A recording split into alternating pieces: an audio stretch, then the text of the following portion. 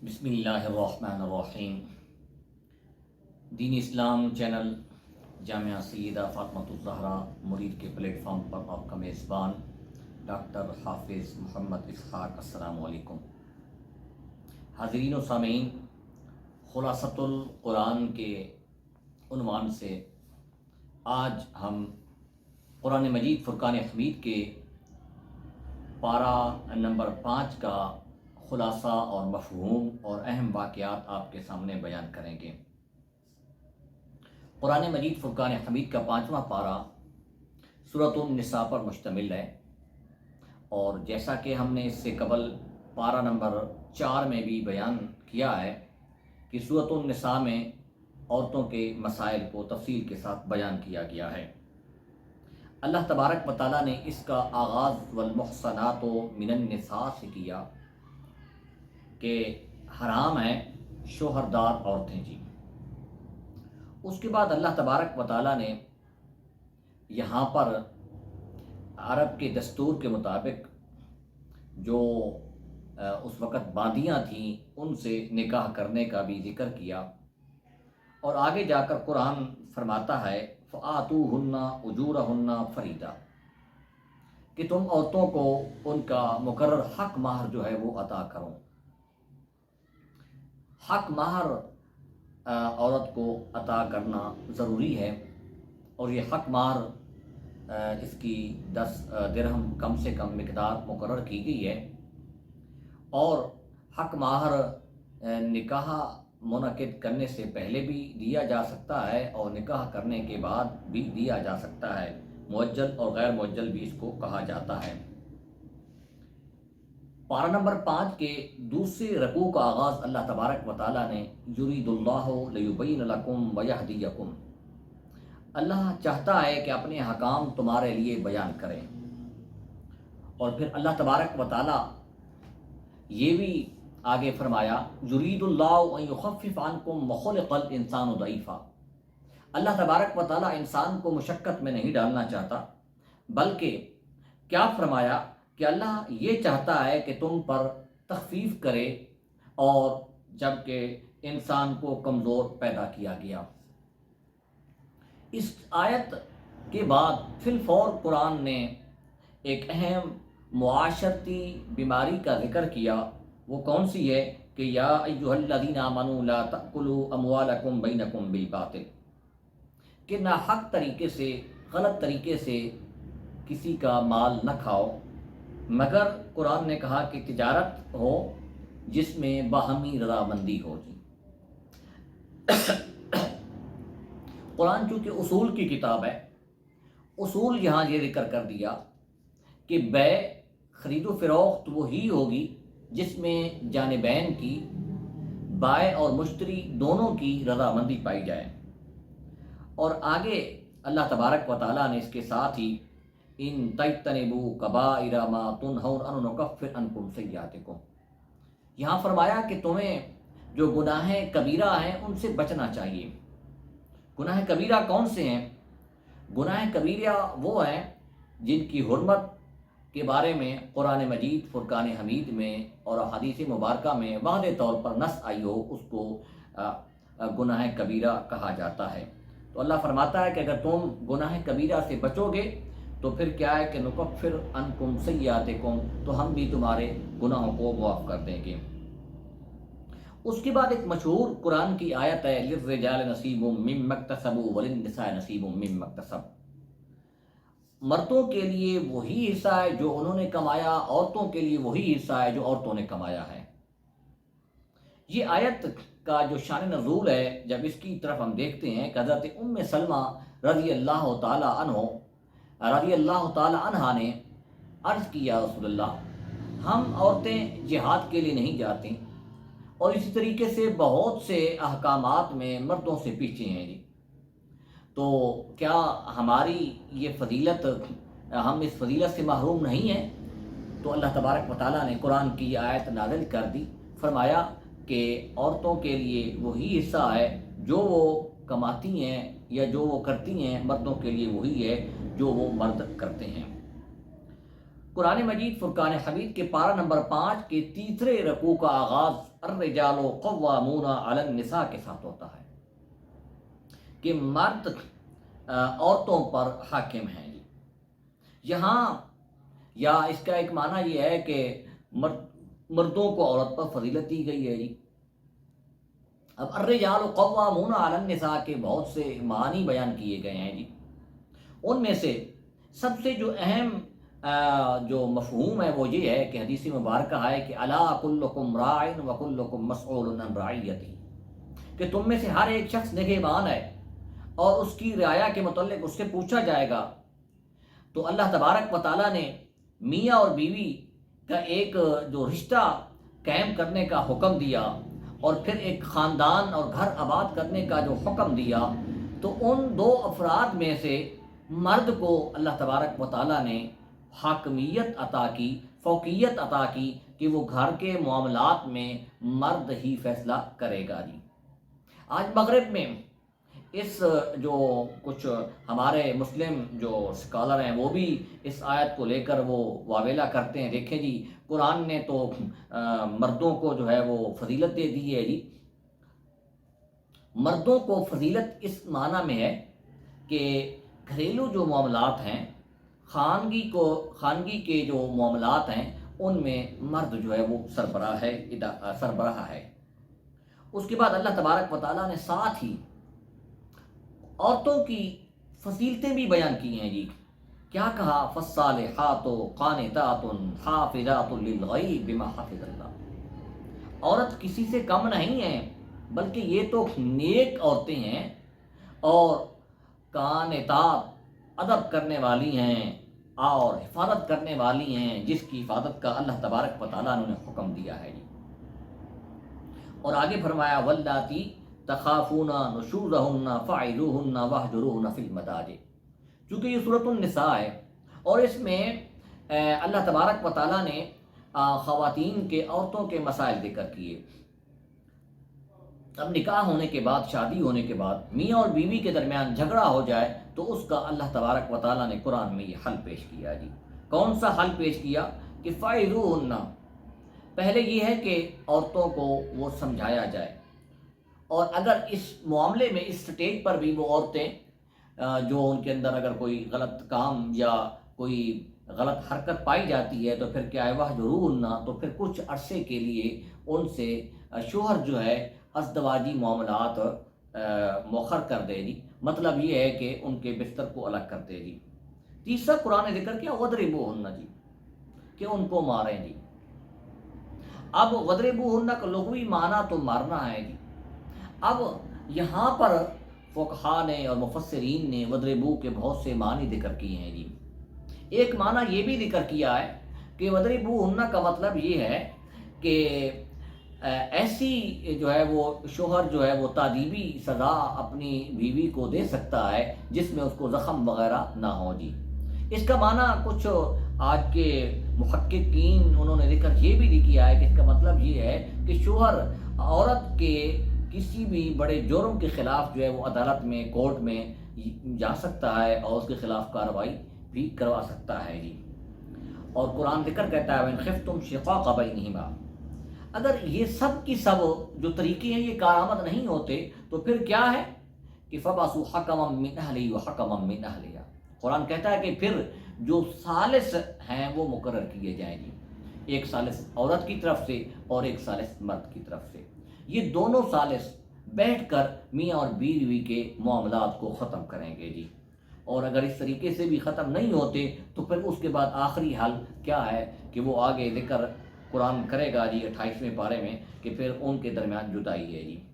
اس کے بعد اللہ تبارک و تعالیٰ نے اسی رکوع میں والدین کے ساتھ اچھائی کرنے کا، رشتہ داروں کے ساتھ، یتیموں کے ساتھ، مسکینوں کے ساتھ، والجار ذی القربیٰ، حتیٰ کہ جو قریبی پڑوسی ہیں اور دور کے پڑوسی ہیں ان کے ساتھ بھی حسن سلوک کرنے کا حکم دیا گیا ہے. آج معاشرہ میں بہت سے افراد کو ہم چھوڑ دیتے ہیں جی. ہم اپنے پڑوسیوں کے حالات کو نہیں دیکھتے. ہمارے گھر میں ہمارے بچے تو بہت اچھی خوراک کھاتے ہیں، اچھے لباس پہنتے ہیں، لیکن ہم نے کبھی پڑوسیوں کی خبر نہیں لی. تو رسول کریم صلی اللہ علیہ وسلم نے اور قرآن مجید فرقان حمید نے پڑوسیوں کے بہت سے حقوق ذکر کیے. چونکہ حقوق کی بات ہے تو ساتھ ہی اللہ تبارک و تعالیٰ نے ذکر کیا کہ یہ جو ہم نے افراد ذکر کی ہیں ان کے ساتھ حسن سلوک کے معاملے میں تم بخل نہ کرو جی. کیوں کہ جو بخل کرتے ہیں اور بخل کا یعنی حکم دیتے ہیں تو وَأَعْتَدْنَا لِلْكَافِرِينَ عَذَابًا مُهِينًا، تو ہم نے ان کے لیے دردناک عذاب تیار کیا ہے جی. اور آگے ہی اللہ تبارک و تعالیٰ نے کیونکہ یہ سب کا سب حسن سلوک کا اور خرچ انفاق کا بھی اس میں ایک ذکر ہے جی، تو فرمایا کہ جو بھی تم خرچ کرو اس میں ریاکاری نہ ہو جی. والذین ينفقون اموالهم رئاء الناس ولا يؤمنون بالله ومن يكن الشيطان له قرينا فساء قرينا. گویا کہ یہ تو شیطان کے ساتھی ہیں جی جو ریاکاری کے ساتھ خرچ کرتے ہیں جی. فكيف اذا جئنا من كل امة، اسی رکوع میں آگے ایک آیت ہے اس میں اللہ تبارک و تعالیٰ نے فرمایا کہ ہم قیامت والے دن ہر ایک گروہ کے اوپر ہر ایک امت کے اوپر گواہ لے کر آئیں گے جی. وجئنا بك على هؤلاء شهيدا یومئذ یود الذین کفروا وعصوا الرسول لو تسوى بهم الارض، کہ جنہوں نے رسول کی نافرمانی کی ہے وہ قیامت والے دن یہ خواہش کریں گے کہ کاش ہمارے اوپر زمین برابر ہو جائے اور ہم یہاں سے چلے جائیں. اس کے بعد قرآن مجید فرقان حمید کے پارہ نمبر 4 کا 5 کا جو رکوع نمبر ہے 4، اس کا آغاز ہوتا ہے یا ایھا الذین آمنوا لا تقربوا الصلاۃ وانتم سکارا، کہ نماز میں نشہ کی حالت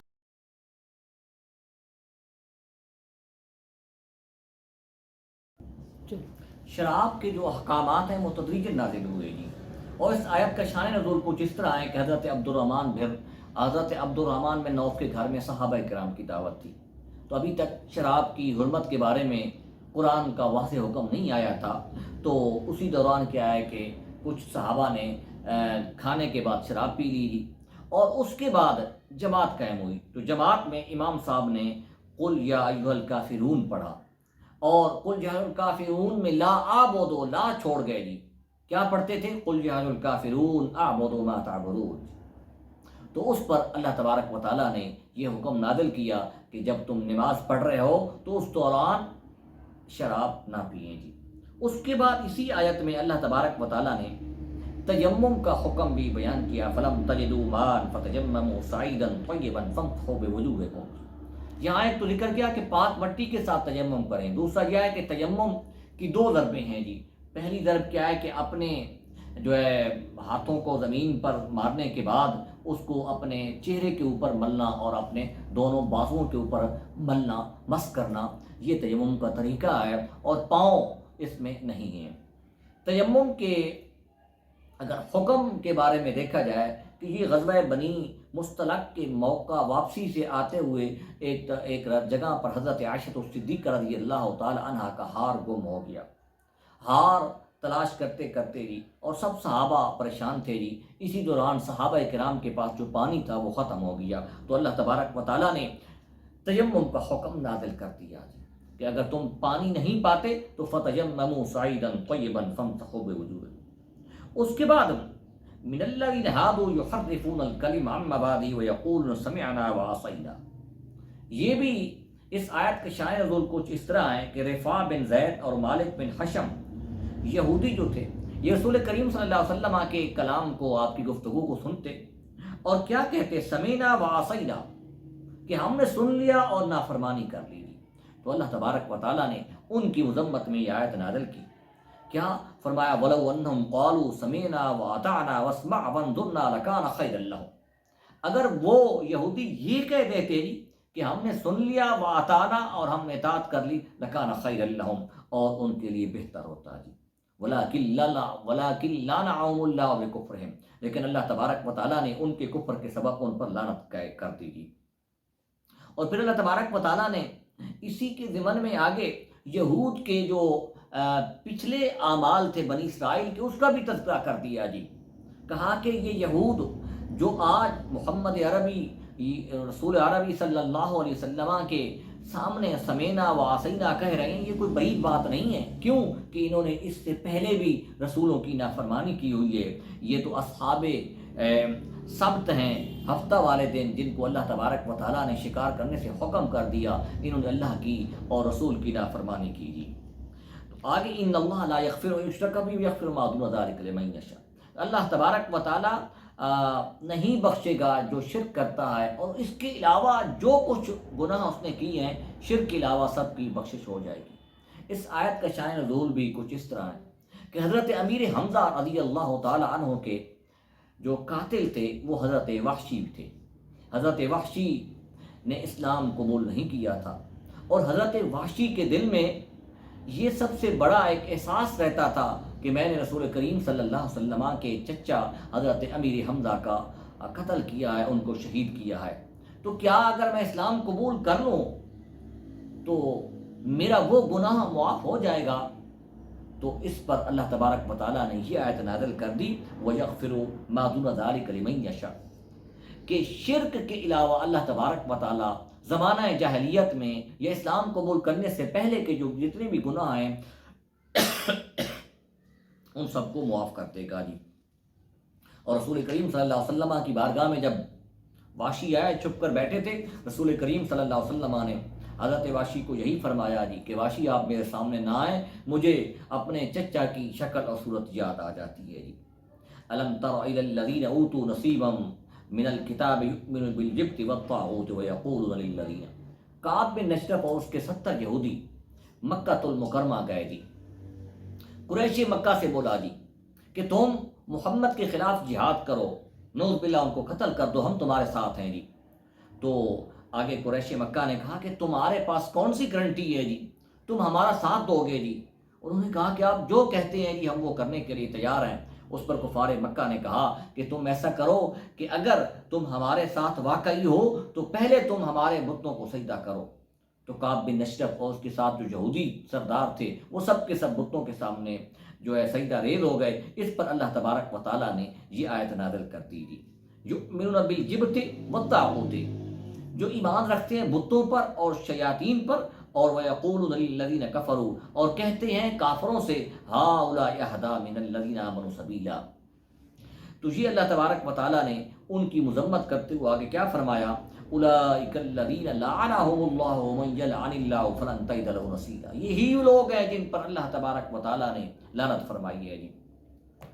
اس کے بعد اس 5ویں رکوع کے آخر میں اللہ تبارک و تعالیٰ نے ان اللہ یأمرکم من تؤدوا الامانات الی اہلہا، جس میں فرمایا کہ جو امانتیں ہیں جو اس کے اہل ہیں ان کے سپرد کی جائیں جی۔ یہ قرآن کی ایک ایسی آیت ہے جس سے بہت سے مسائل ثابت ہوتے ہیں۔ اس سے یہ مسئلہ بھی ثابت ہوتا ہے جی کہ اگر کسی کو امانت دینی ہے تو پہلے وہ امین بھی ہو، اس کو چیک کیا جائے۔ ایک معنی یہ بھی ہے کہ امانت سے مراد یہاں منصب ہے جی، کہ جس منصب پر جس شخص کو فائز کیا جائے وہ اس کا اہل بھی ہونا چاہیے جی۔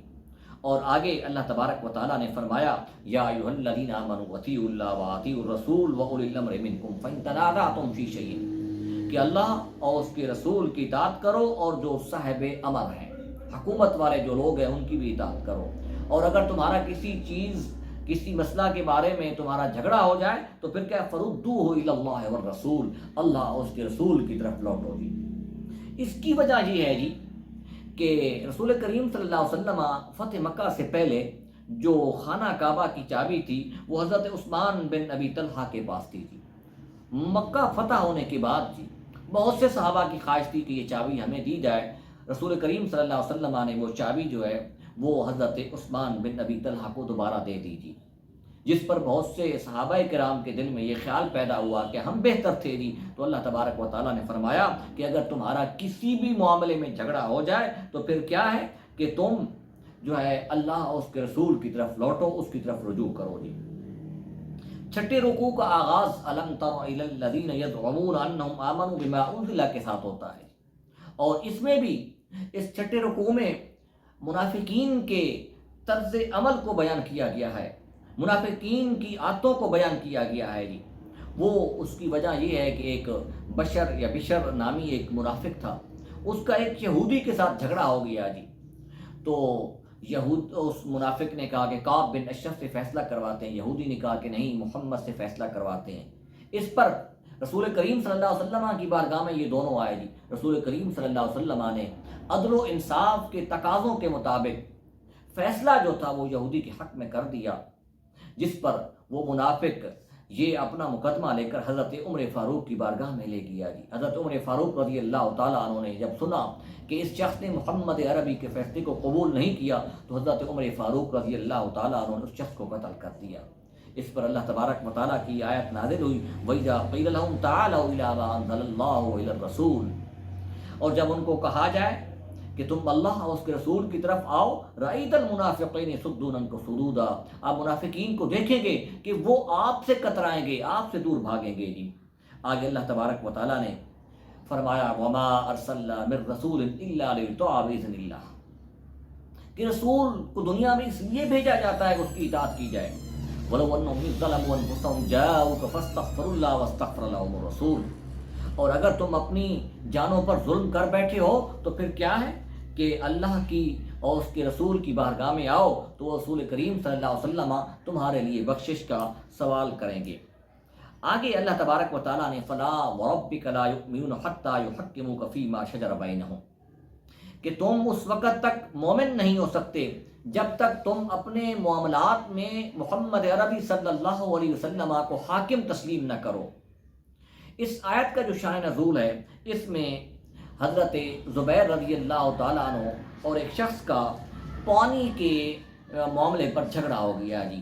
پہاڑی سے پانی اوپر آتا تھا اور نیچے جھگڑا اس بات کا تھا کہ سب سے پہلے پانی کون سی کھیت کو سیراب کرایا جائے. اس پر رسول کریم صلی اللہ علیہ وسلم نے یہ فیصلہ کیا، چونکہ حضرت زبیر کی زمین جو ہے وہ اوپر ہے، سب سے پہلے حضرت زبیر کا حق ہے، اس کے بعد دوسرے شخص کا ہے. تو اس پر چہمگوئیاں ہونے لگی اور کسی نے یہ بھی کہہ دیا کہ حضرت زبیر تو رسول کریم صلی اللہ علیہ وسلم کے رشتہ دار ہیں، پھوپھی زاد ہیں، کزن ہیں. تو اس وجہ سے رسول کریم صلی اللہ علیہ وسلم نے ان کے حق میں فیصلہ کر دیا. تو اللہ تبارک و تعالیٰ نے فرما دیا کہ تم اس وقت تک مومن نہیں ہو سکتے جب تک آپ کو اپنے معاملات میں حاکم تسلیم نہ کریں. اس کے بعد اللہ تبارک و تعالیٰ نے انعام یافتہ جماعتوں کا ذکر کیا، انعم اللہ علیہم من النبیین والصدیقین والشہداء والصالحین وحسن اولئک رفیقا، کہ اللہ نے نبیوں پر، صدیقین پر، شہداء پر اور صالحین پر ایمان کیا. اس کے بعد جو 7واں رکوع ہے اس میں اللہ تبارک و تعالیٰ نے فرمایا یا ایھا الذین آمنوا خذوا حذرکم فانفروا ثبات او انفروا جمیعا، اور اس میں اللہ تبارک و تعالیٰ نے جہاد کے احکامات کو بہت تفصیل کے ساتھ بیان کیا. فرمایا وَمَن يُقَاتِلْ فِي سَبِيلِ اللَّهِ فَيُقْتَلْ أَوْ يَغْلِبْ فَسَوْفَ نُؤْتِيهِ أَجْرًا عَظِيمًا، جو اللہ کی راہ میں جہاد کرتا ہے چاہے وہ قتل کیا جائے یا وہ غالب آ جائے، اللہ فرماتا ہے کہ ہم اس کو بہترین اجر عطا کریں گے. لا تقاتلون فی سبیل اللہ والمستضعفین من الرجال والنساء والولدان یقول ربنا اخرجنا من هذه القرية الظالم اهلها، اس میں اللہ تبارک و تعالیٰ نے جو کمزور لوگ ہیں ان کے بارے میں جہاد کے احکام بھی بیان کیے. 8واں رکوع 5واں پارہ اس کا آغاز ہوتا ہے الم تر الی الذین قیل لهم کفوا ایدیکم واقیموا الصلاۃ، کہ آپ نے نہیں دیکھا ان لوگوں کو جن کو کہا گیا کہ اپنے ہاتھوں کو روک لو، واقیموا الصلاۃ نماز قائم کرو، واتوا الزکاۃ زکوٰۃ عطا کرو. یہ آیت مکۃ المکرمہ میں نازل ہوئی. مکہ میں مسلمانوں پر کفار مکہ نے زمین تنگ کر دی تھی، مسلمانوں کو ہر وقت ہر جگہ پر تکالیف پہنچاتے تھے. اس پر کچھ جو صحابہ تھے انہوں نے یہ فیصلہ کیا کہ کیوں نہ ہو کفار مکہ کو یہ جو ہے ان کے جواب دیا جائے ان کے حرکات کا. یہ سمجھیں کہ اگر کفار ہم پر ظلم کریں گے تو ہم بھی اس کا جواب دیں گے جی. اس پر اللہ تبارک و تعالیٰ نے مکہ کے چونکہ حالات مسلمانوں کے لیے سازگار نہیں تھے، اس وجہ سے اللہ تبارک و تعالیٰ نے فرمایا کفوا ایدیکم، اپنے ہاتھوں کو روک لو جی. یہاں اللہ تبارک و تعالیٰ نے کفار اور مشرکین مکہ کے مظالم پر صبر کرنے کا حکم دیا. فرمایا کہ ابھی تم کیا کرو، اقیموا الصلاۃ نماز قائم کرو، وآتوا الزکاۃ اور زکوٰۃ ادا کرو. آگے ساتھ ہی اللہ تبارک و تعالیٰ نے قل متاع الدنیا قلیل والآخرۃ خیر لمن اتقى کہا کہ دنیا کی زندگی تو بالکل تھوڑی ہے جی، یہ چند دنوں کی زندگی گزر جائے گی، اور آخرت کی زندگی جو ہے وہ باقی رہنے والی ہے جی۔ اینما تکونوا یدرککم الموت ولو کنتم، تم جہاں بھی ہو موت تمہیں آ جائے گی جی۔ فرمایا موت سے نہیں ڈرنا، موت تمہیں آ جائے گی، لیکن اب جو ہے اس حالات میں کفار مکہ کے ساتھ جنگ کرنا مناسب نہیں ہے جی۔ اس کے بعد بھی اللہ تبارک و تعالیٰ نے فرمایا کہ کچھ ہیں جو جن کو کیا ہے کہ مصیبت پہنچتی ہے تو وہ کہتے ہیں کہ یہ مصیبت تو تمہاری جانب سے ہے، اور جب ان کو اچھائی پہنچتی ہے تو وہ کہتے ہیں کہ یہ تو ہماری وجہ سے ہے جی۔ اس کا ذکر کرنے کے بعد اللہ تبارک و تعالیٰ نے فرمایا من یطع الرسول فقط اطاع اللہ، جس شخص نے رسول کی اطاعت کی تو گویا کہ اس نے اللہ کی اطاعت کی۔ اس آیت کا شان نزول بھی کچھ اس طرح ہے کہ ایک بار رسول کریم صلی اللہ علیہ وسلم نے فرمایا کہ جس شخص نے میری اطاعت کی اس نے رب کی اطاعت کی۔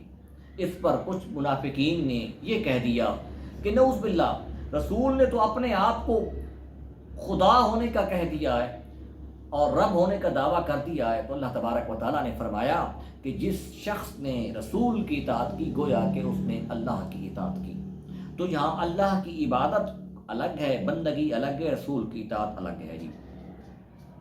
اسی رکوع میں آگے فرمایا فقاتل فی سبیل اللہ لا تکلف الا نفسک وحرج المؤمنین، کہ اللہ کے راستے میں جہاد کریے۔ اس میں اللہ تبارک و تعالیٰ نے رسول کریم صلی اللہ علیہ وسلم کو حکم دیا جی۔ کیوں کہ ابو سفیان نے یہ احد والے دن یہ وعدہ کیا تھا کہ ہم دوبارہ آپ سے ملیں گے جی، دوبارہ آپ سے جنگ کریں گے جی اگلے سال جی۔ اس پر اللہ تبارک و تعالیٰ نے فرمایا کہ اب آپ اٹھیے اور اللہ کی راہ میں جہاد کیجیے جی۔ وہ آئیں یا نہ آئیں، وہ تمہارا مقابلہ کریں یا نہ کریں، تم اپنے وعدے کے مطابق اللہ کی راہ میں جہاد کرو۔ اس کے بعد اللہ تبارک و تعالیٰ نے وَإِذَا حُيِّيتُم بِتَحِيَّةٍ فَحَيُّوا بِأَحْسَنَ مِنْهَا أَوْ رُدُّوهَا، کہ جب تم پر کوئی سلام کرے، سلامتی بھیجے، تمہارے اوپر بھلائی بھیجے تو اس کا عمدگی کے ساتھ اچھے طریقے سے اس کو جواب دو جی۔ ناواں رکوع اللہ تبارک و تعالیٰ نے فرمایا فَمَا لَكُمْ فِي الْمُنَافِقِينَ فِئَتَيْنِ وَاللَّهُ أَرْكَسَهُمْ، یہاں اللہ تبارک و تعالیٰ نے منافقین کے بارے میں مسلمانوں کے دو گروہوں کا ذکر کیا جی، کہ دو گروہ مسلمانوں کے منافقین کے بارے میں رائے رکھتے ہیں جی۔ ایک گروہ یہ کہتا تھا کہ یہ منافق ظاہری طور پر تو کلمہ پڑھتے ہیں جی، اور دوسرا کہ لہذا اس کو قتل نہیں کرنا چاہیے۔ دوسرا یہ کہتے تھے کہ ان کی زبانوں سے تو کلمہ جاری ہوتا ہے، ان کے دل میں کلمہ نہیں ہے، لہذا ان کو قتل کرنا چاہیے۔ تو اللہ تبارک و تعالیٰ نے ان کا ذکر کیا۔ اس کے بعد اللہ تبارک و تعالیٰ نے سَتَجِدُونَ آخَرِينَ يُرِيدُونَ أَن يَأْمَنُوكُمْ وَيَأْمَنُوا قَوْمَهُمْ، اس میں بھی اللہ تبارک و تعالیٰ نے یہود کے سائنسوں کا ذکر کیا ہے۔ اس کے بعد 10واں رکوع کا آغاز قرآن کیا کہتا ہے وَمَا كَانَ لِمُؤْمِنٍ أَن يَقْتُلَ مُؤْمِنًا إِلَّا خَطَأً وَمَنْ قَتَلَ مُؤْمِنًا خَطَأً فَتَحْرِيرُ رَقَبَةٍ، مومن کے لیے یہ بات نہیں جائز کہ وہ کسی مومن کو قتل کرے مگر خطا کی صورت میں جی۔ اس آیت کا بھی اصل میں ایک شان نزول ہے، اس وجہ سے یہ قتل کے اس اگلی 2 آیات میں اللہ تبارک و تعالیٰ نے قتل کے احکام بیان کیے ہیں۔ اس کا شان نزول یہ ہے کہ عیاش بن ربیہ کے بارے میں یہ نازل ہوئی، انہوں نے حارث بن زید کے قتل کی قسم کھائی ہوئی تھی کہ میں نے اس کو قتل کرنا ہے جی۔ اب حارث بن زید جو تھا اس نے یہ مسلمان ہو گیا، اب جو تھا عیاش اس کو نہیں پتا تھا کہ اس نے تو اسلام قبول کر لیا ہے، تو انہوں نے ان کو قتل کر دیا۔ تو اللہ تبارک و تعالیٰ نے اس فعل کو، عیاش کے اس فعل کو اللہ تبارک و تعالیٰ نے قتل خطا کہا ہے، اور قتل خطا میں آگے فرمایا کہ یہ دیت ہے اس کے گھر والوں کے لیے، اور آگے ساتھ فرمایا کہ جو شخص جان بوجھ کر قتل کرتا ہے فَجَزَاؤُهُ جَهَنَّمُ خَالِدًا فِيهَا، جو جان بوجھ کر قتل کرتا ہے تو وہ ہمیشہ ہمیشہ اس میں وہ رہے گا جی۔ اس کے بعد اللہ تبارک و تعالیٰ نے فرمایا یا ایھا الذین آمنوا اذا ضربتم فی سبیل اللہ فتبینوا ولا تقولوا لمن القی الیکم السلام لست مؤمنا، اس میں اللہ تبارک و تعالیٰ فرماتا ہے کہ جب تم جہاد کے لیے سفر کرو فتبینوا، تو تم تحقیق کر لو جی۔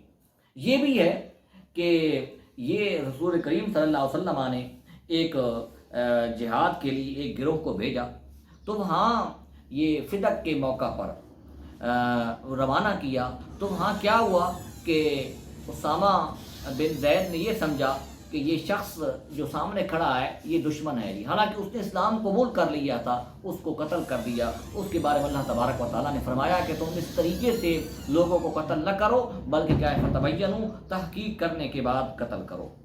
اس کے بعد اللہ تبارک و تعالیٰ نے لا یستوی القاعدون من المؤمنین غیر اولی الضرر سے بیان کیا۔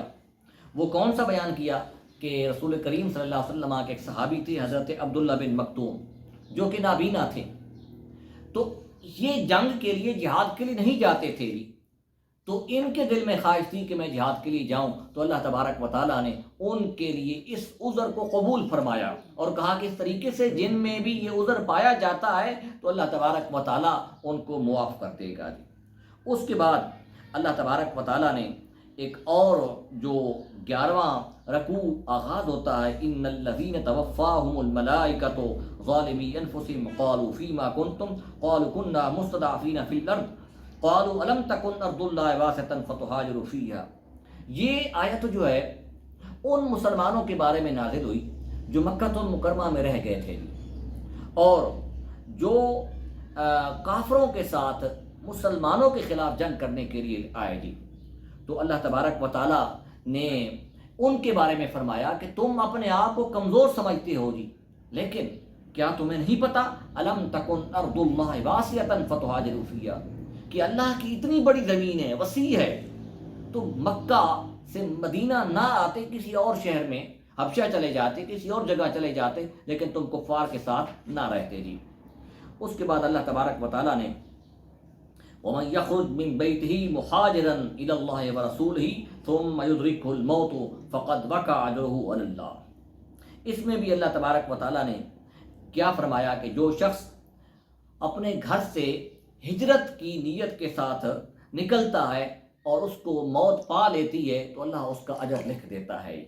یہ بھی ایک صحابی رسول تھے جو مکہ المکرمہ میں رہ گئے تھے جی، اور یہ ان کی خواہش تھی کہ میں ہجرت کروں جی، اور جب ان پر آخری وقت آنے لگا تو انہوں نے حکم دیا کہ میری چارپائی کو اٹھا کر مدینہ کی طرف لے جایا جائے جی۔ ابھی مکہ شہر سے کچھ باہر نکلے ہی تھے، ان پر موت آ گئی، تو اللہ تبارک و تعالیٰ نے ان کی اس ہجرت کو بھی قبول کر لیا جی۔ آگے 12واں رکوع وَإِذَا ضَرَبْتُمْ فِي الْأَرْضِ فَلَيْسَ عَلَيْكُمْ جُنَاحٌ أَن تَقْصُرُوا مِنَ الصَّلَاةِ۔ یہاں اللہ تبارک و تعالیٰ نے نماز قصر کا حکم دیا جی، کہ جب تم سفر کرو تو کوئی حرج نہیں ہے کہ تم نماز کم کر لو جی۔ اب نماز قصر جو ہے اس میں جو فرض ہیں اس میں تخفیف دی گئی ہے جی۔ ہمارے یہاں عمومی طور پر یہ سمجھا جاتا ہے کہ تمام جو سنتیں ہیں یا نوافل وغیرہ بھی ہوئے وہ بھی معاف ہیں۔ یہ اگر وقت ہے انسان کے لیے سفر میں تو سنتیں پڑھیں، اگر وقت نہیں ہے تو صرف فرض، اور ظہر کے 4 فرض کی جگہ پر 2 فرض پڑھنے ہیں، عصر کے بھی 2 فرض پڑھنے ہیں، عشاء کے بھی 2 فرض پڑھنے ہیں، مغرب اور صبح کی جو نماز ہے وہ مکمل پڑھنی ہے جی۔ اس کے بعد اللہ تبارک و تعالیٰ نے وَإِذَا كُنْتَ فِيهِمْ فَأَقَمْتَ لَهُمُ الصَّلَاةَ فَلْتَقُمْ طَائِفَةٌ مِّنْهُمْ مَعَكَ۔ غزوہ ذات الرقاع میں یہ نماز خوف کا حکم نازل ہوا۔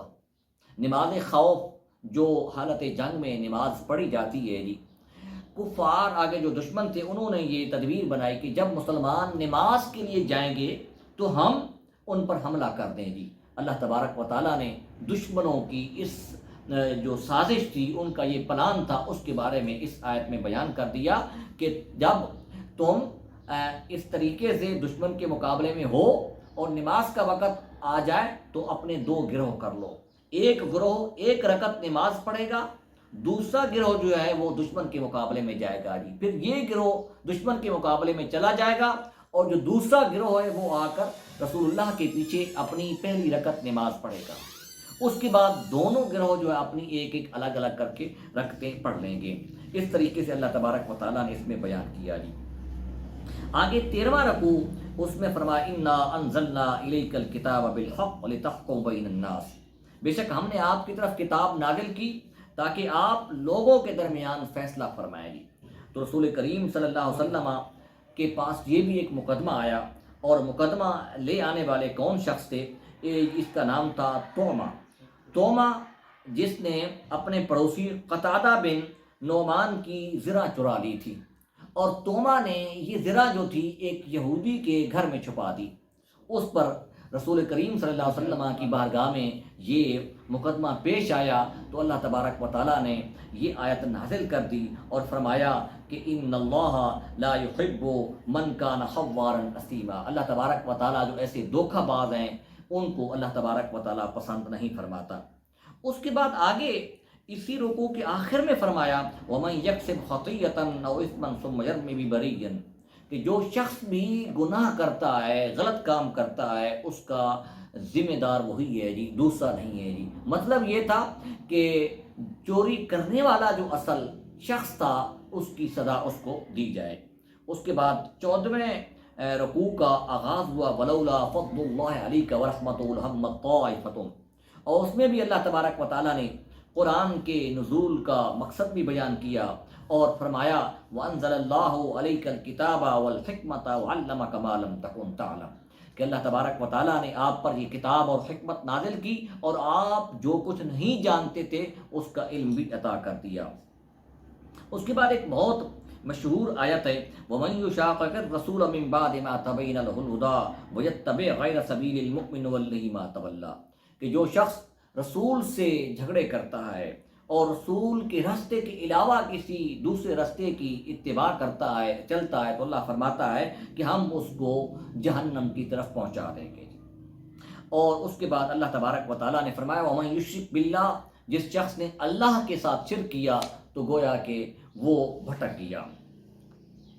اس کے بعد ہم چلتے ہیں آگے، رکوع جو ہے پارہ نمبر 5 کا جو 16واں رکوع ہے، اس میں اللہ تبارک و تعالیٰ نے وَيَسْتَفْتُونَكَ فِي النِّسَاءِ، کہ آپ سے لوگ عورتوں کے متعلق سوال کرتے ہیں جی۔